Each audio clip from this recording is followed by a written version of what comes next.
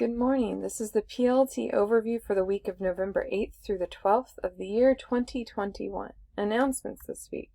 Site Council meeting will be taking place on Monday, November 8th at 6 p.m. We will meet in the library and take a tour of the construction area. Please see Mr. Dorf's email for more information. Next, we have the Internal Communications Committee meeting that will meet on Monday, November 8th at 4:30 p.m. Also, fall break for students is November 22nd through the 26th. Teachers have a PD day on November 22nd. November 23rd is not a required work day, but is the day that has been set aside for completing your 7 hours of flex collaboration time for the year.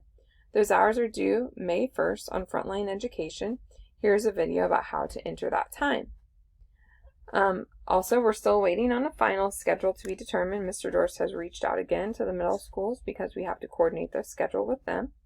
And finally, sponsors, if you would like your group to take part in the Manhattan Spirit of the Holidays Lighted Parade, please see this link so you can sign up.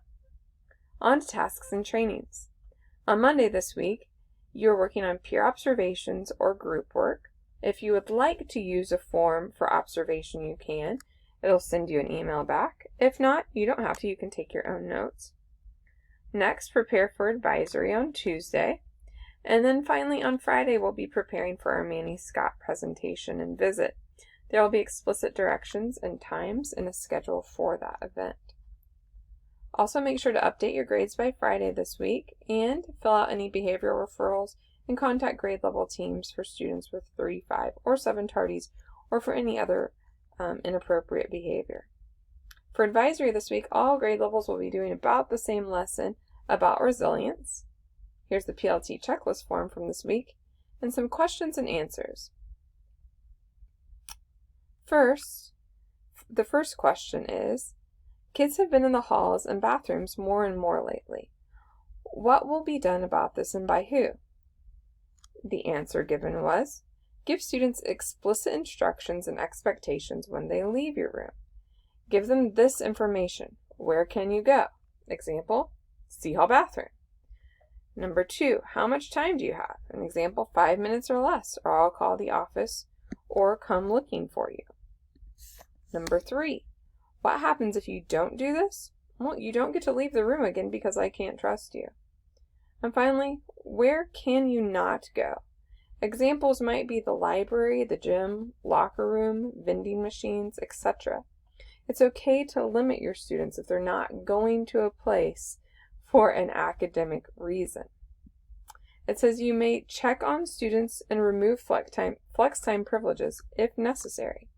If you take away flex time privileges, then make sure to clearly communicate this information with the student and or parent or guardian in administration if necessary.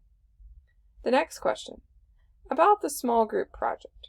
What if a small group of similar content area cannot meet during that time? Could you work on some of the individual components during PLT and then meet or communicate outside of that time?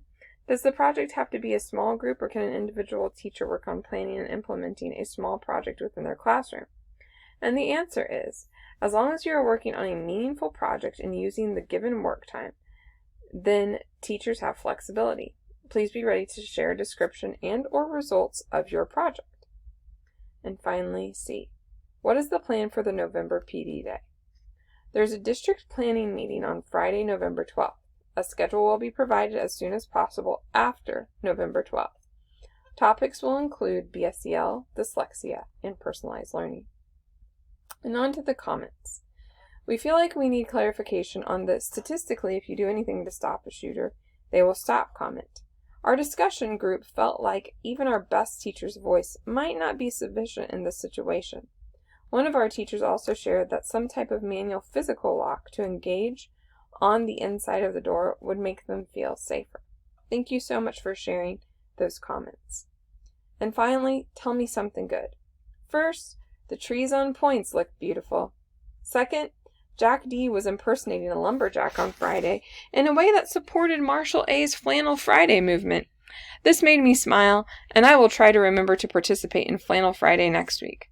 I was also able to get my COVID booster shot this morning, and that makes me feel safer.